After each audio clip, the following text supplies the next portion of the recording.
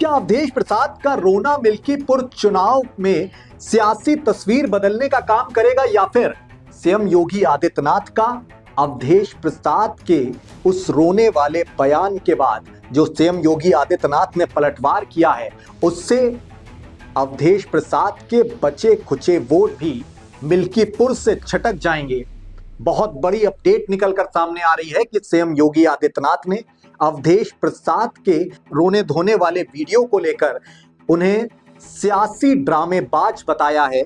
उनका कहना है कि अवधेश प्रसाद इस मामले को में सियासी माइलेज लेने की कोशिश में है और तब चुप थे जब बीते रोज सपा के ही 2 सांसदों ने अयोध्या की ही एक दलित युवती के साथ दुराचार को अंजाम दिया था। 5 फरवरी को मिल्कीपुर के उपचुनाव होने हैं। इस दौरान दलित युवती के साथ जो हैवानियत की घटना हुई थी वो यहाँ के चुनावों पर भी सीधे तौर पर असर डाल सकती है।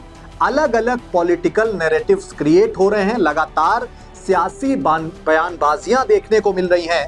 इस युवती के जो बीते रोज बलात्कार हुआ था, उसके साथ दुराचार हुआ था, उस वारदात को लेकर विपक्षियों ने इस मामले को लेकर उत्तर प्रदेश प्रशासन को जिम्मेदार ठहराया है, सुरक्षा व्यवस्था को जिम्मेदार ठहराया है।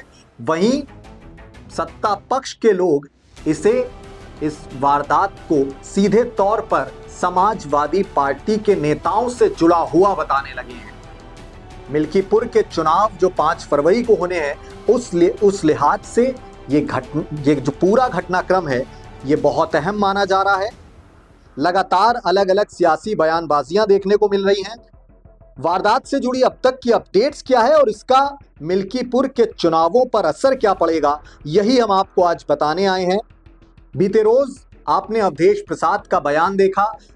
जब वो प्रेस कॉन्फ्रेंस करने आए तो अपना संबोधन देते देते वो अचानक रोने लगे, बुरी तरह फूट फूट के रोते हुए नजर आए।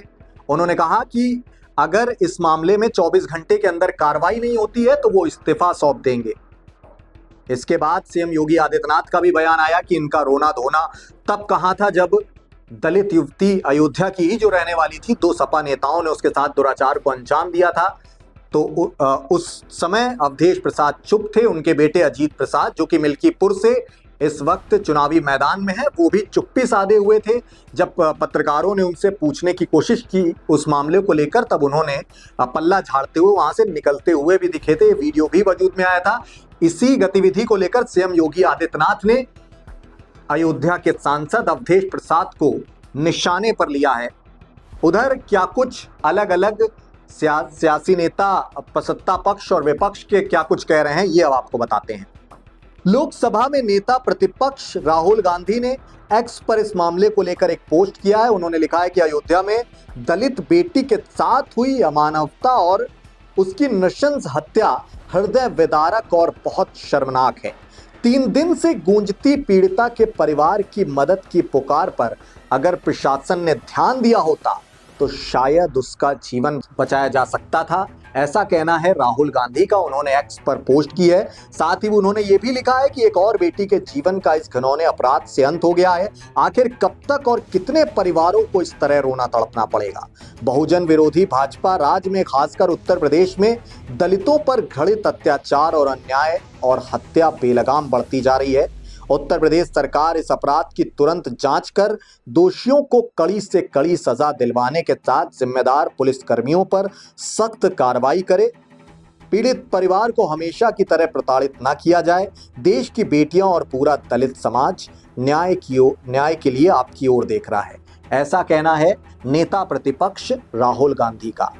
अलग अलग तमाम लीडर्स के लगातार इसको लेकर बयान सामने आ रहे हैं। प्रियंका गांधी ने भी इस वारदात को लेकर एक्स पर पोस्ट किया है। उनका एक बयान भी सामने आया। उन्होंने कहा है कि अयोध्या में भागवत कथा सुनने गई एक दलित युवती के साथ जिस तरह बर्बरता हुई, उसे सुनकर किसी भी इंसान की रूह कांप जाए। ऐसी क्रूर घटनाएं समूची मानवता को शर्मसार करती हैं। युवती 3 दिन से गायब थी, लेकिन पुलिस ने कुछ नहीं किया।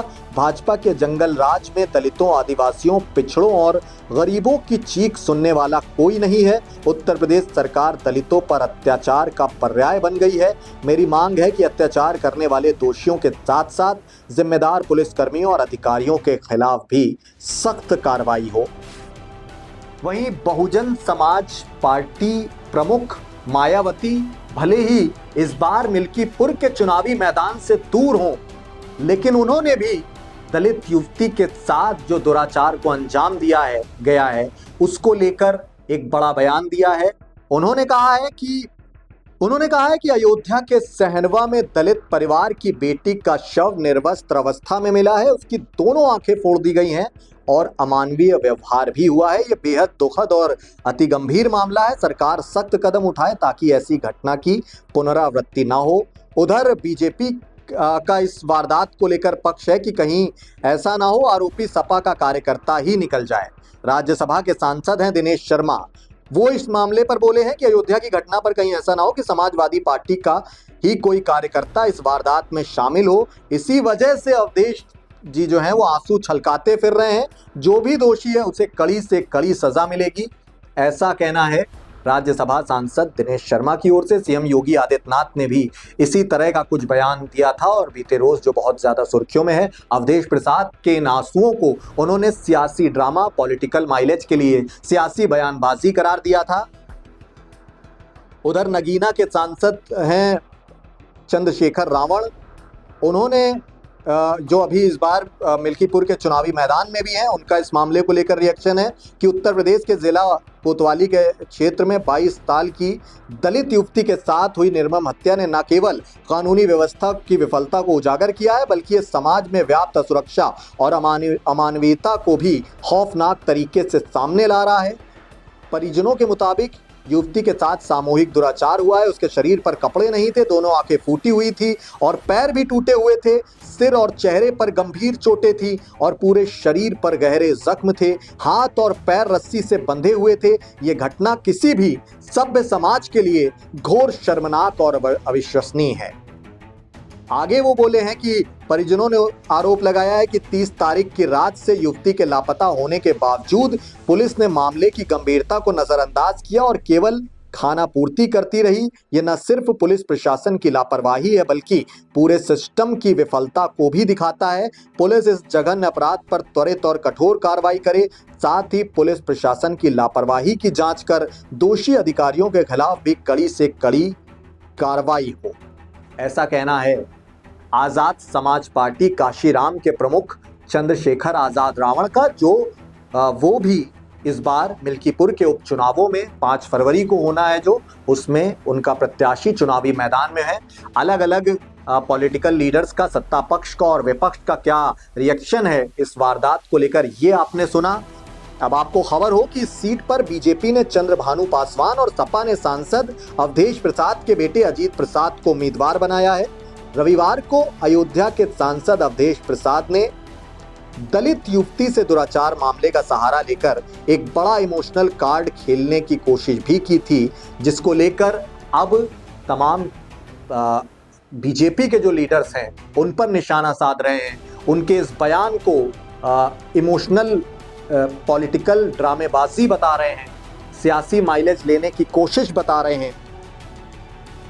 फिलहाल समाजवादी पार्टी के प्रमुख अखिलेश यादव फिलहाल मिल्कीपुर में हैं, रैली कर रहे हैं। माना जा रहा है कि आज शाम तक जो उनकी जनसभा है वो प्रमुख तौर पर इस मुद्दे को भी उठाकर सियासी लाभ लेने की कोशिश करेंगे। अखिलेश यादव की आज मिल्कीपुर में शाम को बहुत बड़ी जनसभा होनी है। वहीं इस मामले को लेकर प्रशासनिक अधिकारियों का क्या कुछ कहना है, अब आपको ये भी बता देते हैं। वरिष्ठ पुलिस अधिकारी इस मामले में, उनका बयान बीते रोज आया है कि मामले में एक संदिग्ध को हिरासत में लेकर पूछताछ की जा रही है। अभी तक कुछ साक्ष्य मिले हैं, उसके क्रम में घटना का शीघ्र अनावरण होगा और दोषी को फास्ट ट्रैक कोर्ट के जरिए कठोरतम सजा दिलाई जाएगी। इसके लिए सभी टीमें लगी हुई हैं और एसपी के नेतृत्व में जो भी हमको सबूत मिले हैं उनको आगे डेवलप कर शीघ्र ही मीडिया को अवगत कराया जाएगा। पीड़िता की बहन की बाइट भी बीते रोज आई है, उनका बयान बीते रोज सामने आया है। वो बोली है कि हमने उसे 500 मीटर दूर नहर में पाया था तो उसकी हालत देखकर मैं बेहोश हो गई। उसके शरीर पर जख्म के निशान थे, उसका पैर टूटा हुआ था। ये गैंगरेप और हत्या का मामला है, ये सामूहिक दुराचार और हत्या का मामला है, ऐसा कहना है पीड़िता की बहन का। बीते रोज उसका बयान बहुत ज्यादा वायरल हो रहा था। वही सबसे पहले पीड़िता की बहन ही मौके पर पहुंची थी। अपनी बहन का शव देखकर उसने पुलिस अधिकारियों को इत्तला दिया था, उसके बाद उसका ये बयान वजूद में आया था।